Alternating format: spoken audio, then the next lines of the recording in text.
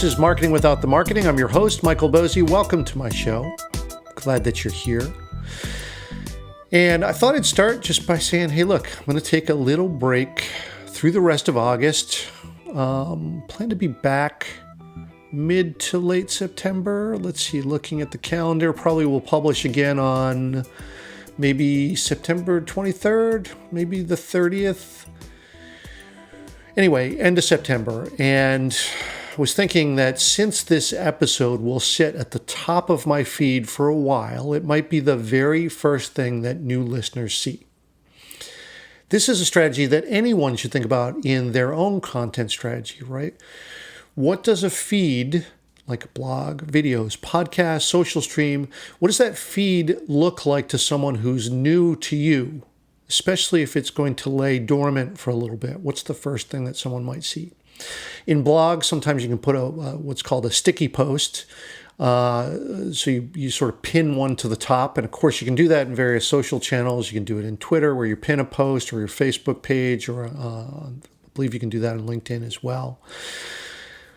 Something to think about, right? So given this, I thought I'd do two things here with this episode. Number one, do a rundown of the top 5 episodes this year, just so that, hey, look, you can get right to the good stuff if you're new, the good stuff being what you, my listeners, voted on with your downloads.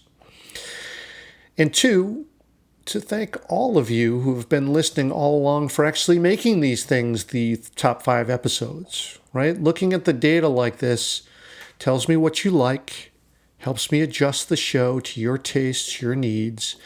And plus, for current listeners, it gives you a chance to go back and re-listen to these top episodes now, maybe through a different lens, right? Because they represent maybe what's important to small business owners of today. And I can tell you that marketing has changed in the past 5 years alone, right? Running a website, publishing a blog post, sending email newsletters, posting the social, the rules have changed dramatically. And if you're still running your marketing program like it's 2014 or even 2009, you can see things starting to shift. For instance, social does not have as much impact. Blogs are different now.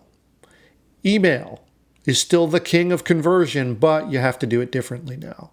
It's time to up our game, change things up, right? And if you're a regular listener, you know that this is the stuff I've been talking about over the past few months in my series, Content Marketing 201.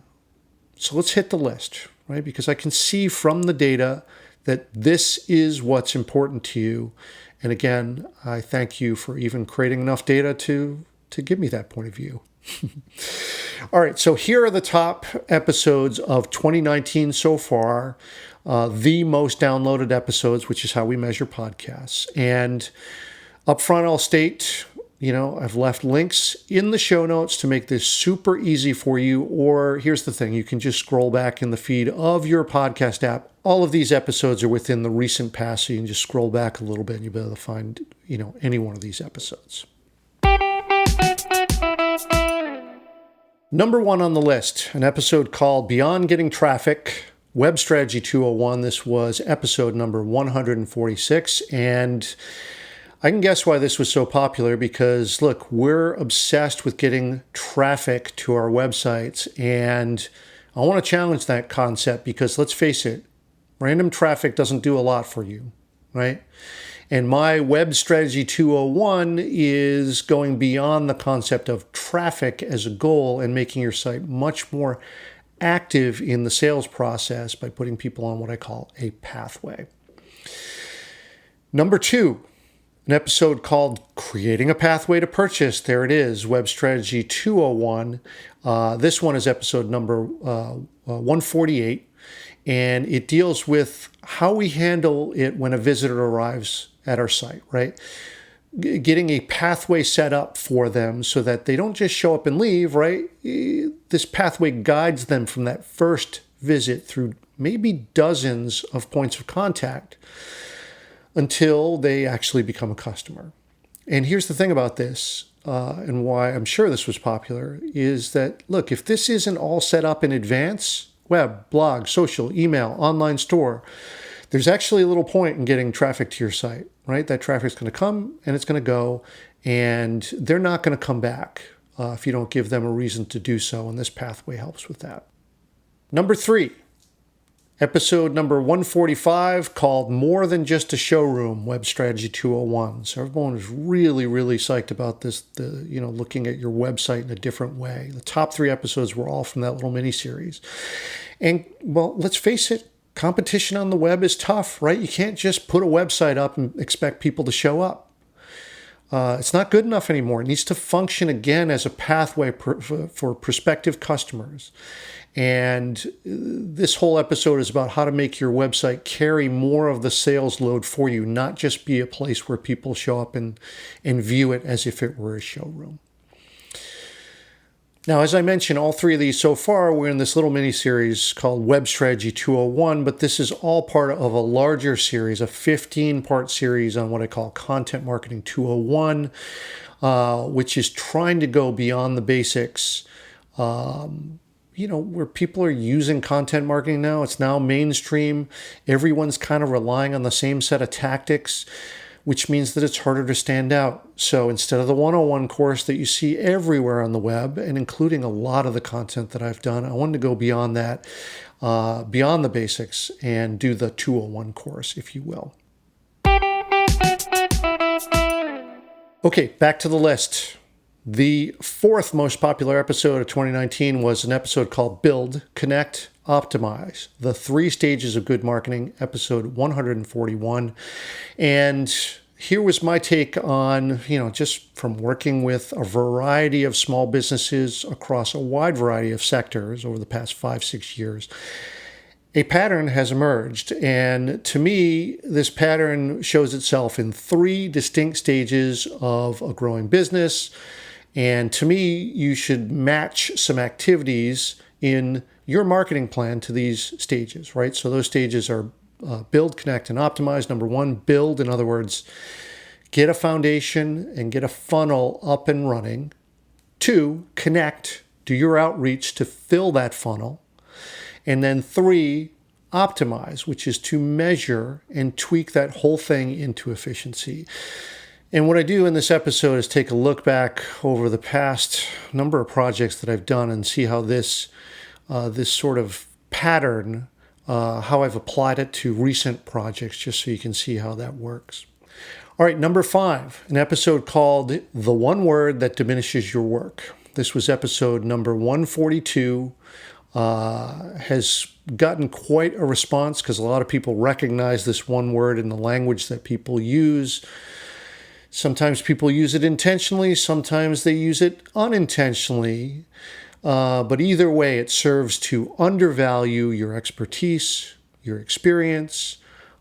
It's a way to pay you less than you're worth or not pay you at all. It's a way to sell you on doing something you don't want to do. This word, I'm going to leave you in suspense. Check the show notes or click through on the episode. But once you hear it, you will not be able to stop hearing it. Sorry for that, but also I'm trying to remove this one word from my vocabulary. So again, we'll leave you in suspense, and even though I know that's a little annoying. All right, that was definitely a rant in this episode. And you know what? Just one more rant for good measure. This one I don't think was number 6. I think it was on the top 10 anyway. But the episode was called The Internet is One Big Rickroll Now. And this was episode number 143. And this was my rant about how the promise of the internet has been ruined by advertising, because there's no article you can read, no video you can view, no social feed you can scroll through without being interrupted by some advertiser's desperate attempt to steal your attention. Every time I experience this, I feel like I've been rickrolled, and I feel like the title says, that the internet, ruined by advertising, is now one giant rickroll. Again, if you don't know what rickrolling is, check the show notes on this or listen to the episode. These two episodes were both rants and seemed to get a lot of attention on Twitter and all that. I think this just sort of made people think about, just a different lens on this, which is, hey, look, that's the point of this. If that happens, that's awesome. And I appreciate your reaction to this, and also that people seem to like the rants. So, okay, maybe I'll do some more rants in the future. Sometimes I can't help myself. So, all right, next up in the series, when I return, I'm going to get into email. Yes, I'm going to do social media too, but email is so much more important. I got 3 episodes in this mini-series planned for Email Marketing 201. We'll start with some simple automation. The second one will be on segmentation. Really important if you're running an email list. And then the third one, intermediate strategies on automation. But let me know if there's something you want me to talk about. I love to create episodes based on listener questions. It's often a really, really great starting point because you're telling me what you want to know.